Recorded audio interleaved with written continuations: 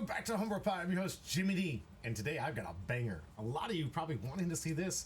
It's the red Rurouni Kenshin deck versus my Todo deck. This is the deck that everyone's been talking about, everyone's been saying is the greatest deck of all time. The purple Rurouni Kenshin, obviously a great counter against it, which is why it sees so much play, because everyone else is on the red Rurouni Kenshin. Why? Because it has a little bit of consistency creep here, and we're going to go over what those cards are. Been alluding to it from some of the other videos you might have seen in the past, but there's a little bit with the consistency creep. I like it. I think this is exactly where the game needs to go. There's a lot of different things I think could change this game to really put it over the top, and it really comes to the baseline rules. Maybe Union Arena will eventually see this one day and say, you know what, you're right. We could tweak the rules a little bit to make this a little more skill-based than it is luck.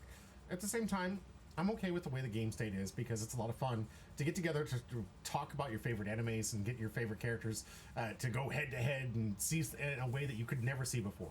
We've all seen the video games, we've all seen the debates on Reddit, we've all gone through all the who could beat Saitama versus Superman or something like that.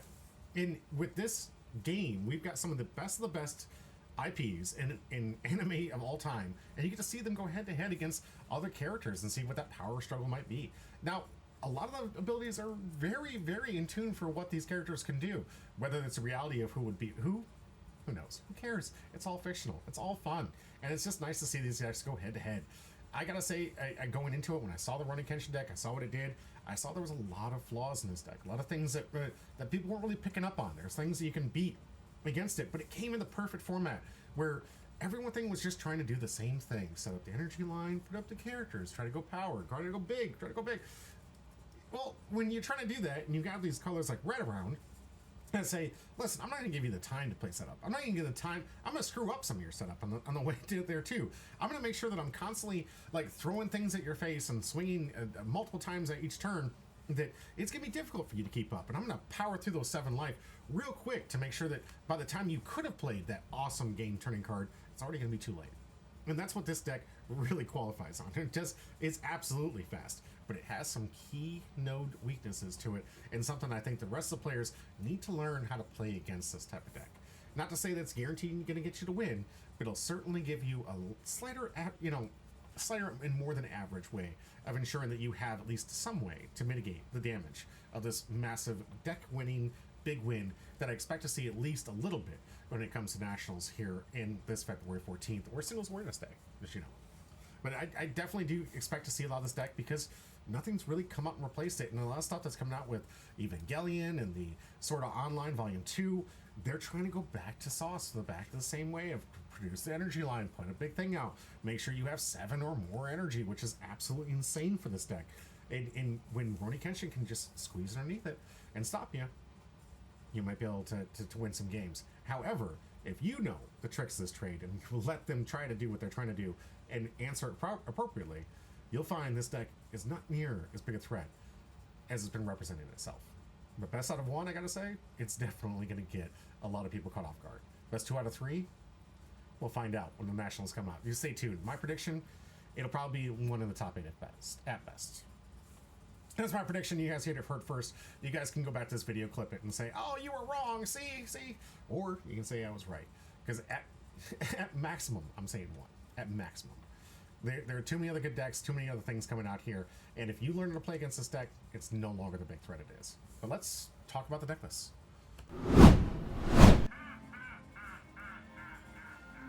Alright, starting off with the red Rurouni Kenshin deck. Why is this deck so freaking strong? Well, I'll tell you why. First off, you're playing a bunch of nice little 0 costs. I have the draw discard, which is important. You get two 0 costs in here that allow you to have that awesome raid target for Rurouni Kenshin. Very narrow, very easy to play on your raid targets and get answers for it when you have so many answers to have Rurouni Kenshin on the field. And you can push these things forward because they're 3,000 power 0 costs, or 2,000. But with step, which is nice, so you can move this back and forth, so you can come in aggro and then immediately move it back. And this step actually has a trigger, which is not common in these step cards. A lot of time when it comes to step, there's no trigger for it. So it's often that risk that you're taking where, yeah, you could push this up first, get the attack in, and then kind of like restabilize later. This one, at least you have a get trigger from life, and you can make sure that you're getting those, getting this card as an asset as a trigger in life, for maybe even discarding, because this deck does a lot of discarding. This Kenshin here, when your opponent's character loses the ability to battle to move the energy line instead of being sidelined. Okay. So you basically have a 0 cost that enables you to actually kill cards when they have to block with it, which is kind of nice. Because in a way, moving them sideline can be a downside, but as we'll go into, it's actually kind of its strength. This 1 drop here, during your turn, your opponent's characters that lose the ability to move the energy line instead of being sidelined, so you have ways to turn off the raid targets for the Rurouni Kenshin that force things to the back row if you want to. And when played, you can look at the top 3 cards of your deck, reveal up to 1 Kenshin among them, and add to your hand, and place the remaining cards on the deck in any order. Add a card to your hand, place a card to your hand to the sideline. So 1 cost, good energy, has a trigger, 2,000 power. Getting that energy up there because your deck is just about all Kenshins. This is not going to whiff. Now we have the 2 cost. When played in the front line, you may place 1 card from your hand to the sideline. If you do, switch this character active, and you can switch this thing to resting. Choose 1 character other on your field. It gains plus 1,000 BP. So, and basically you could basically power up some of these lower cost characters to big swings. Even turn that Rurouni Kenshin into a 4K swing if you want to. They activate main. Constant buffs really strong. You have the engine of this. This is a key to the deck. If Kenshin is on the line, this character gains an additional energy pip. And activate main once per turn. You can only activate this ability once per turn if you played a character. If this character was played, choose 1 Kenshin Himuru on the front line. Against your opponent cannot choose this character with abilities. And places at the bottom. Then place 1 card in their hand to the sideline as an additional cost. So basically a nice little protection proof card that allows you to force your opponent to have to discard if they're going to target it.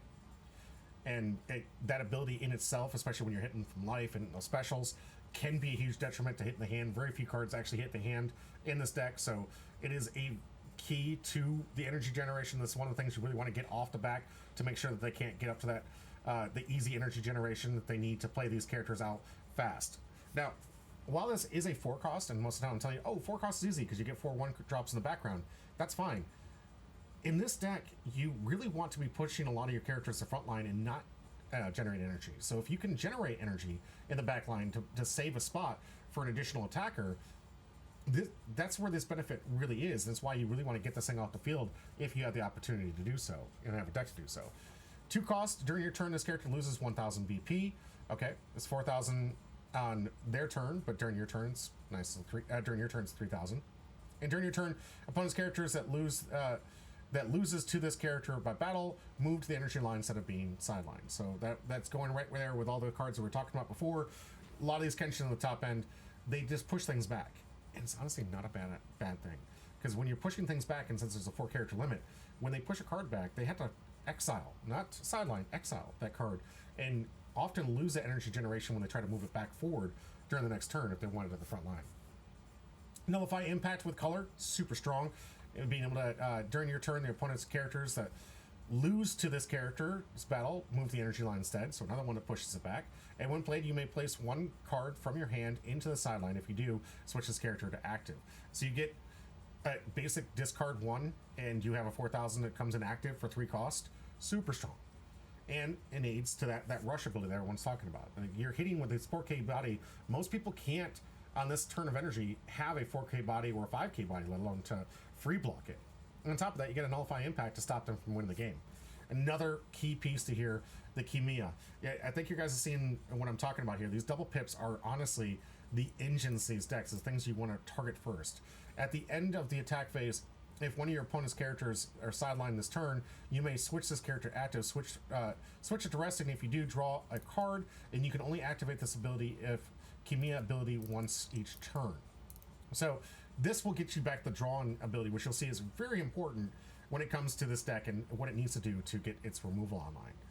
When played, if in the front line, you may place 1 card from your hand into the sideline. If you do, switch this character to active. So you've got a nice little win play, swinging strong if you want to get the nice little 25k swing to get those early attack swings out there. And why I'm saying, try to get rid of it before anything else happens to it, because you definitely want to stop the drawn ability after you have to lose so much playing these cards. This one, a raid for Kenshin, notably has an effect outside of being raided, so you can play it regularly. During your turn, your opponent's characters that lose to this by battle get moved to the energy line instead of being sidelined. That's important to have. But the raid, when attacking once per turn, you may place one card from your hand to the sideline. If you do, switch this character to active. So once per turn, you get 2 swings with this.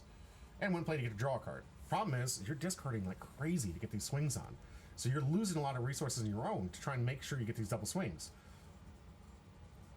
I'll come to the point when I finish this deck list here. Kenshin Himuru, of course, the outside of it is this character that basically, when it wins a battle, pushes things back as opposed to killing them, has impact, and when played, choose one character on your opponent's front line and move it to their energy line. So now you have another movement, getting those extra spaces for those extra attacks. Let's talk about the downsides. Let's talk about why you can beat this deck and why it is not as strong as most people think. Obviously, you need these cards to make sure it can sideline cards. No, you don't. You want to push things back. You don't care. If you have a card like you have a Buoy or with Watchdog, it's a free block. Guarantees that it's not going to get set back with the attack on here because it can't actually kill it. It can only push it back, so you can keep that as a free block. The other issue is it has to discard so much to get the energy line going, and it plays so fast at the front that oftentimes it does not kind of recover well. My weakness in this deck, let it go off. Let them have a turn. They dump 50, 60% of their hand. They got 2 cards, 3 cards left in hand. Let them, at that point, go off. And then hopefully you've saved enough answers, removal, targeted stuff that can get rid of these things or try to get to mitigate their damage, or some way to rest them, or do whatever you need to, but answer with your deck's answers to get them off the board. But first, let them go off. If you let them go off, they do not recover well. If you get them to dump their whole hand in here, they're expecting to get one more turn where they can start comboing other effects with other abilities, other characters, to try to gain back those resources, take the extra draws to mitigate them discarding. If you're taking care of all their bigger threats after they've gone off for their first massive explosion, most of the time this deck does not recover well. Is paid off for me. I can't tell you how many countless times I wish I'd been recording those test matches like I did here. But I usually just let them go off. I'm like, all right, cool. Do your thing. You hit me for 4 life. I'm down to 3. Darn. All right. Now, all these specials I've been saving, all these things I haven't used, even though I had the opportunity to, all these things that I was waiting for this exact moment to start messing with your energy line and start pushing things around, or that's mostly Todo, but maybe if you're playing a different deck, I'm trying to snipe that card or getting rid of that stuff. Save your snipes for this card. Save your snipes for after they go off. Make sure that you have ways to mitigate and deal with these cards after they've exploded. Of course, you're going to want to get the one that attacks twice first. That's probably the most important one, because this one going wide, getting that 5th, even sometimes 6th if you have 2 of them out, swings often are what kill you in the late game. It's, you want to get rid of these things as soon as possible, and you want to save their explosion to getting rid of these cards. Once you do, after they've discarded all the cards and they've done everything to put everything out on the field and they're really just living off the top of their deck, this is where you capitalize. Is it always going to work? No, because they can top deck like you wouldn't believe. They can also get great hits from their life. They can get 4 specials from life, and if you get 4 specials from life, you ain't winning that game. That's just the name of the game. But it's still one of the more effective ways to beat this deck. The only thing that I would say, honestly, that you really don't need is Oath to Kill, unless you're trying to do an early game rush. And I think that the only reason that a lot of people are playing this card in this deck right now are because they're trying to use that 2 going second massive push to get the 4 or 5 life hits in the first 2 to 3 turns that make it so difficult for an opponent to come back, because they're just trying to play by the normal build my energy line, then go big. And if you're prepared and you're ready and you see the way that they're doing this, save your kill spells, save your explosions, wait for them to go off, and catch them when they're weak. This one's going to be playing up against my tournament deck that I won from in Dallas, Texas to get qualified for nationals, and a deck that is a strong contender for me to bring out to nationals, to be honest with you. Best 2 out of 3 is probably one of my favorited formats. I like the ability to pivot my playstyle, see what I did wrong, and sometimes I really don't like it in a best of 1 format where you can have dead games that just don't get played, that being the determining factor to whether you continue playing this tournament. I want those to be mitigated. I want those to be mitigated for my opponent. I want to see them at the best. I want to see me at the best. I want to have the best gameplay, and I really want to have real results to say, what deck is truly bigger? Is it a die roll? If not, there's not enough stats, there's not enough gameplay out there to really determine what is the better deck based on gameplay, and all I know is based on my locals and my practice. This deck still performs very, very well. Well, yes, you might have seen my previous videos where I might have taken some losses. it doesn't matter. I learned a lot from those matches, and as I told you in those videos, those are the few decks that actually have answers to the Todo swap. Most decks don't have it. And going into the new format, this deck is going to answer a lot of these decks. They're trying to go the 6-7 energy that they're trying to produce in the back row to ensure that they get their big hits and the massive big swings that they want to do to get their finishers, which is exactly why Rurouni Kenshin will still be there. But also, if you want an answer to Rurouni Kenshin, this is your deck. I think, honestly, if you get to play in the right cards, this deck can beat Rurouni Kenshin more times than it can lose. Now, it's not to say it won't, because it doesn't. It does have a 6-card energy requirement, which is a vulnerability to this deck. But this deck has what other decks really need in today's meta: at least 8 forms of removal. This one killing 35 or 100 or less, but can be 45 when comboed with its raid target. And your specials. The cheapest special in the game, and arguably one of the best. I say this every single time. I love this special. It's 5,000 or less without any requirement. Bottom decks it. So if it's a rated card, the rated card goes to the sideline while the raid card goes to the bottom of the deck. Then you let your opponent play at 3 costs or less to the front line, rested, no on play, to the front line, meaning that if they were playing that card that was usually used for energy generation, they're going to have to play it to the front line. Sure. Okay. Give me your energy generator. Give me your rebuilder. Because I'll be taking your energy line and tearing it apart in this deck if I'm playing it correctly. Of course, if Todo's out there, you get a draw card, which is nice. But one of the things that I just absolutely love about this deck is it just has the ability to manipulate that energy line. I can look at those key targets I was telling you about, and the Rurouni Kenshin, pull them forward. I'm like, nah, she's not getting all those extra benefits for you anymore. I'm pulling it up, and you're going to push that Rurouni Kenshin forward. I know you will. And eventually you're going to run out of energy, and you're not going to be able to play things. Or you're going to take your entire turn rebuilding your energy line so you can start playing things. And when you have to take a turn off to do that, that's when my double damage starts really putting in some work. Because honestly, it always gets a block, which is another form of removal, which is why I say this deck actually technically has 12 forms of removal, because double damage will get a block more often than a snipe will. Or, I'm sorry, an impact will. Impact means you just don't block. Double damage says you probably should block, or you're taking 2. And I'm taking the tempo swing back in my favor. On top of being the only deck out there outside of Green One Punch Man that has the ability to KO a sideline or the back row, or the Rurouni Kenshin that figuratively does this, where it pushes characters back. Remember, if you can, always try to leave a spot open so you can get a free block and push to the back row without any consequence, if you have that capability. But if you're playing a deck that requires a lot of energy, it's not always easy. You need to have those double pips in the background. That's why I play the raid target for the Ultimate Mekimaru Miwab to make sure that all my abilities can be played well. Not to mention, this is a draw discard, which is always good. It's the one thing I wish I had in 0 cost, to be honest with you.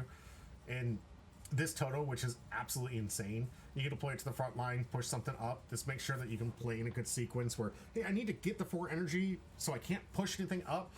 Okay, well, I'll just play this to the front line, push it back, get the double pip, and then now I have an attacker in the back row, and I can get rid of some useless pieces, like the old man. Who's really only in here because it has an activate restand.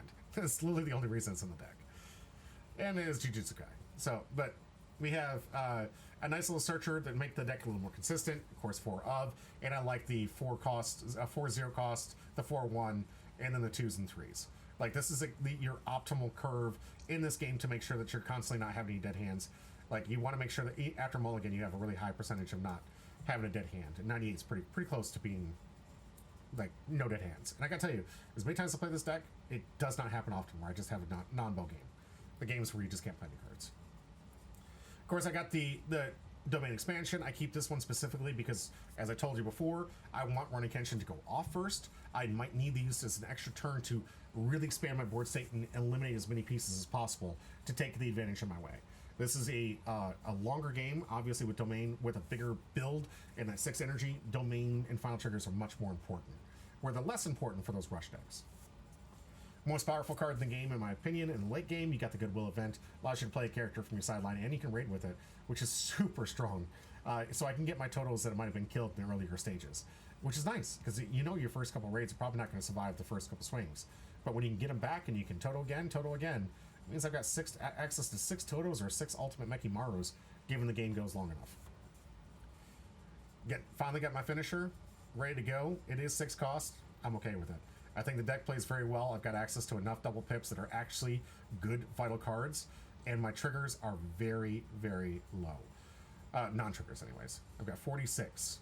The only ones that are not this 2 cost right here that generates a double, another energy, but is necessary on the curve and to ensure that I can get up to 6 when appropriately. So enjoy this video of me playing the running Kenshin deck with my Todo deck. Tell me what you think I did wrong, maybe what my opponent did wrong. We'll see. I'd love to see your comments down below. Don't forget to hit like, subscribe, all that stuff. They're all the social medias. Push this to someone else if you liked it and see if they like that content too. Help us get monetized and help me get this full time so I can make this content even better with some really cool ideas that I have coming your way. I appreciate you guys being here. Enjoy this video. It's going to be a great, great show. And until next time, stay home, bro.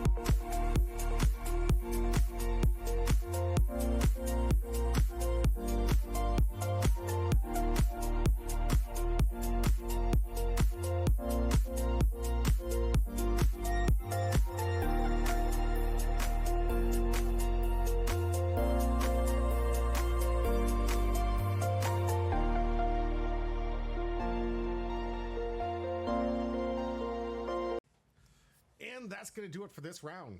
If you've been here this long, hit the like and subscribe button. Help us out. We're a growing channel and just trying to get out as many TCGs and coverage for you guys at home. Brought to you mostly by the people you're seeing scroll over here, my Patreons. The ones that help me fund and do everything I can to try to expand this channel to cover multitudes of different TCGs that you are seeing here. You like the one you're watching now? That's great. We also have other things that you might like, from a broad spectrum of the Bondi to the new League of Legends, Riftbound games, and other independents like Alpha Clash. We like to cover as many games here, and I love all these TCGs. Most of the time I take part in. If you guys are liking this content, though, please help us grow, help us get into the point where we can improve our quality of content for you, and get to the point where you guys really get the product that you deserve. Thank you for being here, as always. This is going to be it for today. I hope to see you in the next video. That might be listed up here. I don't know, editor, can you help me out?